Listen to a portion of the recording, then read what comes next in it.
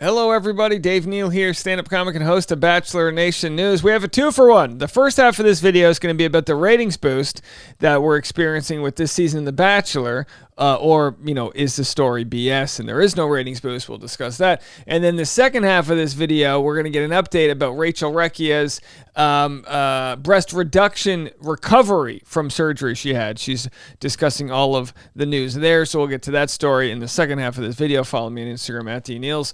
Patreon.com/Dave Neal, going live right after this at 10:30 this morning and every afternoon. Free Bachelor Rush Hour, the podcast. It's free. You don't have to pay anything. Bachelor Rush Hour every afternoon. All of your updated stories. Fridays are always a fun one. There's always something that breaks on a Friday afternoon. So let's get into this article. Look, when it comes to statistics, you have to understand this. And I think more people, I think a lot of people understand this, but don't apply it to daily life. You need to use critical thinking skills when discussing numbers. Numbers are literally so easy to manipulate in any way whatsoever. Pharmaceutical companies do it. Politicians do it. Ratings and numbers are so easy to manipulate the stock market. You go, oh, it looks great, X, Y, and Z. It's so hard to have a critical eye when it comes to numbers.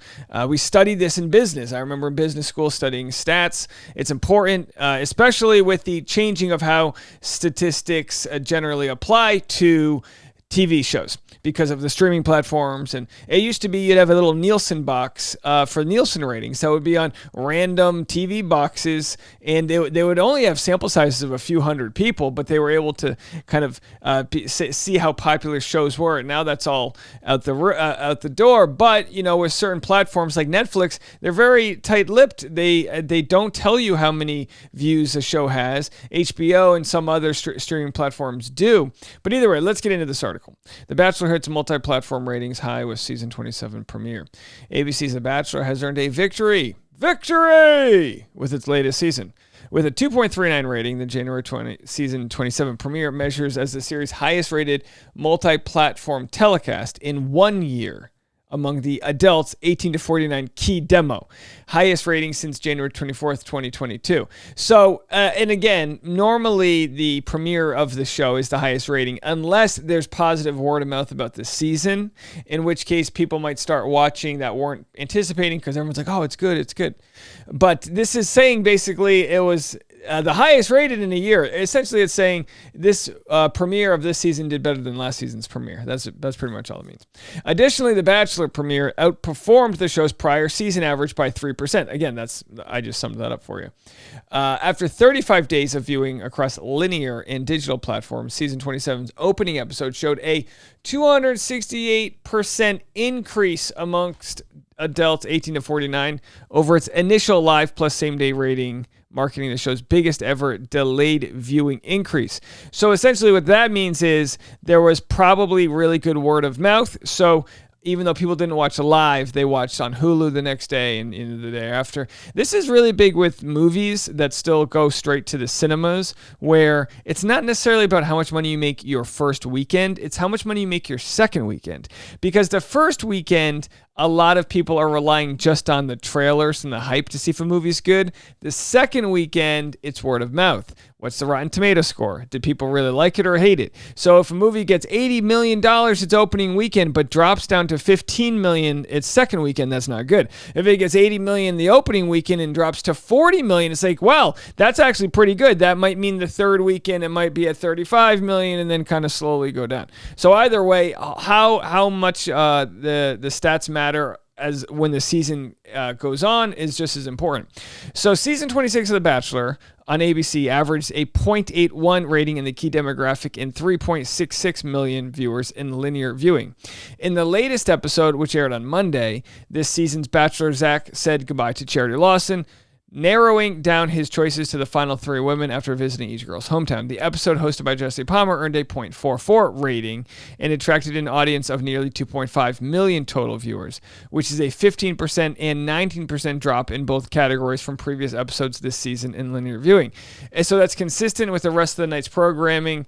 And so yeah, what is it? What does any of this matter? Not much. It doesn't matter much because, like we've said before, it's not just about the show having declining ratings. It's about that most network TV does as well. And people argue that, well, it's not just that the network TV ratings are down. But also they're not getting as many follows on Instagram. But that's true for Instagram for a lot of content creators because Instagram has been fractioned off because of TikTok. So where the show stands culturally speaking, I put it this way.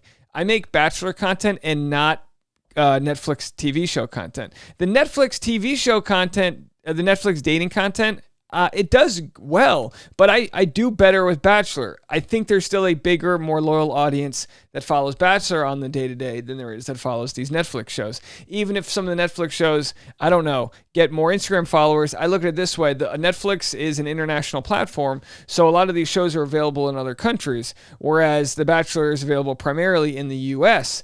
And because of that, sponsors that I work with and that most people work with on YouTube get paid at a higher amount because the content is directed primarily towards the U.S. market. Now, this is where it gets all in the weeds because Netflix in their streaming business model doesn't care about ad revenue because they're selling subscription-based. So either way, they're happy to make their content. Bachelor is making money with theirs. What it's shown is that you can niche down and have very specific farmers only. Here's a couple getting married at an Erewhon. I don't know. It's all over the place. But that would be an expensive wedding. Can you imagine if Erewhon sponsored your wedding? Oh my gosh. $50 just to buy a Brussels sprout. All right, I've never even been in an Erewhon. I'm in Trader Joe's looking at the rich folks at Erewhon. Listen, ladies, if you're single and you're looking to mingle, go to an Erewhon and just hang out in the avocado section. And if you don't meet a guy that sweeps you off your feet, I don't know, come join me at TJ's. All right, so anyway, that's the story there with ratings. Let's plow through this Rachel Recchia story. So she did a Q&A about her breast reduction surgery, which she had, which is separate from a breast explant or explant surgery, which is when you remove an implant. Claire Crowley just had that done. So this is pilot Rachel Recchia having a surgery to remove natural breast, which can be extremely painful, I'm told.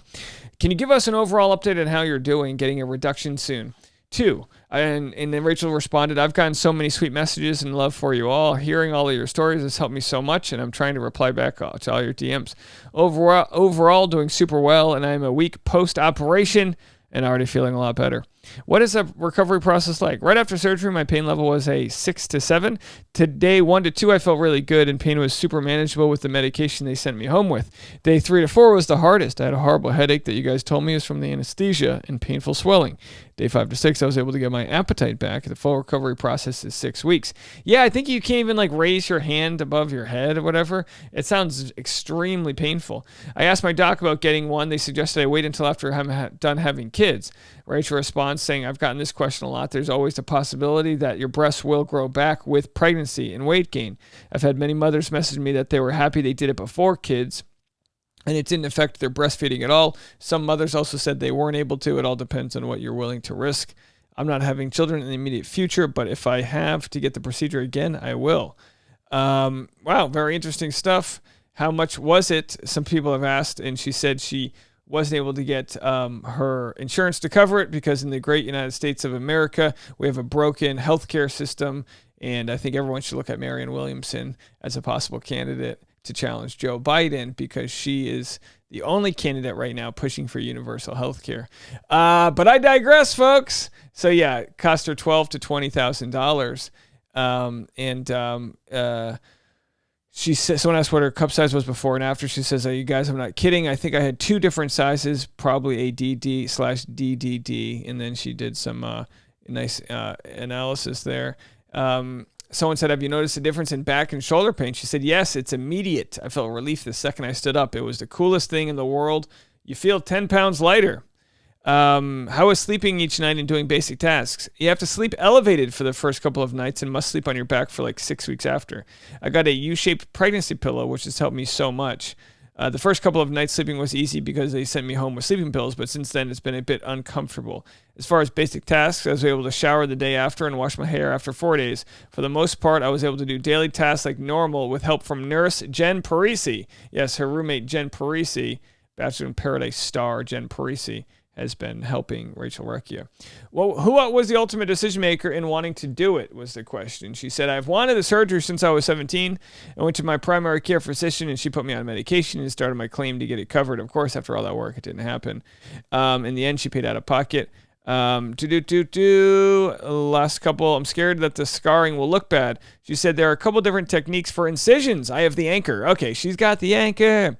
What procedures did you have done? Oh, we already got that. Okay, so look, maybe you didn't know you needed that info, but we just got the Recchia update on her breast reduction surgery. And look, these are good conversations to talk about because Recchia, she's been talking about her bout with acne, using Accutane. And I feel like all these conversations about what should I do for like your bodies and people talking about the different issues that exist out there. It's important to have these communities to have the conversation. So that's a great way for the influencers, former bachelorettes like Rachel or Katie or Michelle. It's a good way for them to discuss with their community these sorts of things. All right, folks. Well, I'm going to be going live at patreon.com/Dave Neal right after this. And also Bachelor Rush Hour, the afternoon podcast. It's free every afternoon, and I'll be over there. If you want to check that out, we've got our new sponsor. It's an edible company, gummies. And we've got a 30% discount code. So you can go check that out. Go listen to Bachelor Rush Hour podcast to get more information there. All right, folks. We'll talk to you right after this.